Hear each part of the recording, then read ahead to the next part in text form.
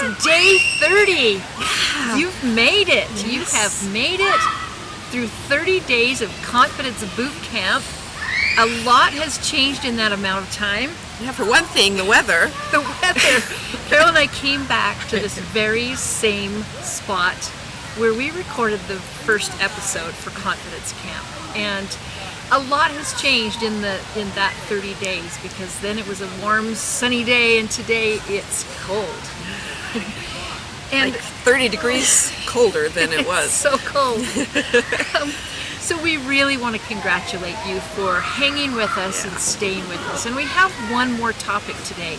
Today's topic, our final topic of the month, is called Get Outside of Yourself.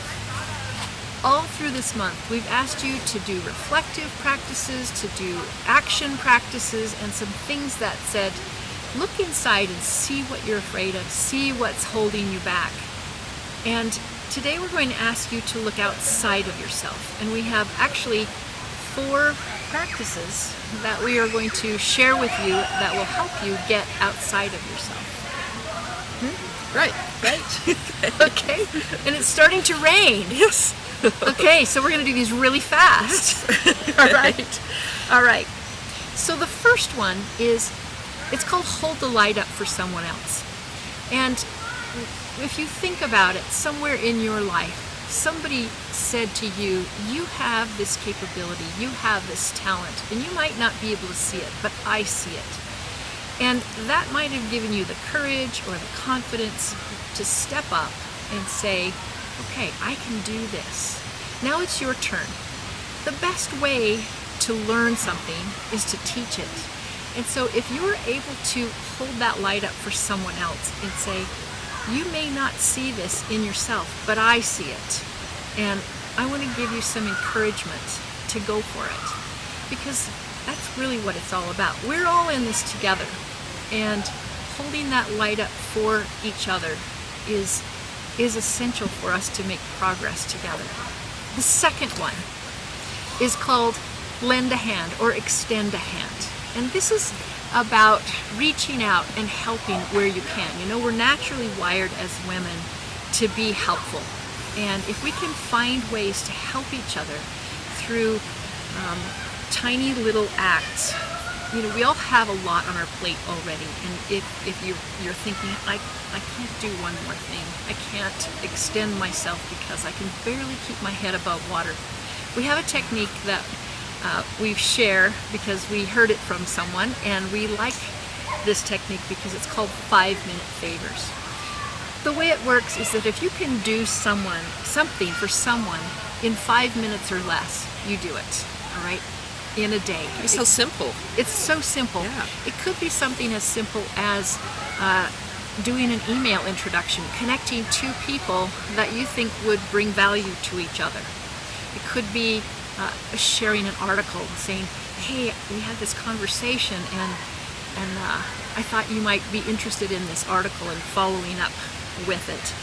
It could be bringing a coffee for your colleague who works in the cubicle next door and saying, you seem really busy today, I hope this helps.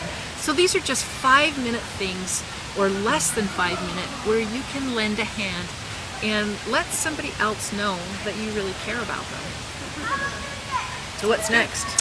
What next is, become an activist. So we want you all to become an activist. And if that sounds a little intimidating, let me help you know how not to be intimidated by this. So to be an activist does not necessarily mean you have to go out there and, march in, anti-whatever movements or chain yourself to a tree. You don't have to do that. You can be an activist in just small ways. You don't necessarily have to run for Congress. You don't necessarily have to, become the mayor of your town. You can just be you making a phone call, for example, or to your congressman, saying, this issue is really important to me. Or you can join a group, an organization that's promoting some issue that you're passionate about. Or you can just volunteer a few hours of your time doing a phone-a-thon for, for some cause. Just lots and lots of ways that you can become an activist. And being an activist doesn't always mean being against something. It also means being for something. So if you have something that you are passionate about, whatever that is, just get out there, and just little tiny, bits of activism are just as big. They add up as something as big as, Hillary Clinton running for president. That's right. That's right. And I love this one about becoming an activist, because you can also just become an advocate. All right, you can become an advocate for women, or for making things more equitable in your workplace. Sometimes all you have to do is speak up and say, this policy or this practice really discriminates against this class of people, and what are we going to do about it? And the truth is, although we women have come a long way, we're still not there. And we can't, become complacent. We have to band together to support each other, to work to make this an equitable world for all of us. In the United States, even though we, enjoy a lot of equal, rights with men, we're still paid less than men. We still do the majority of the child care and housework. So and then other parts of the world, of course, it's even, less equitable. So, we just want to encourage you to be a part of this movement, this ongoing movement that, we've got a ways to go. We do.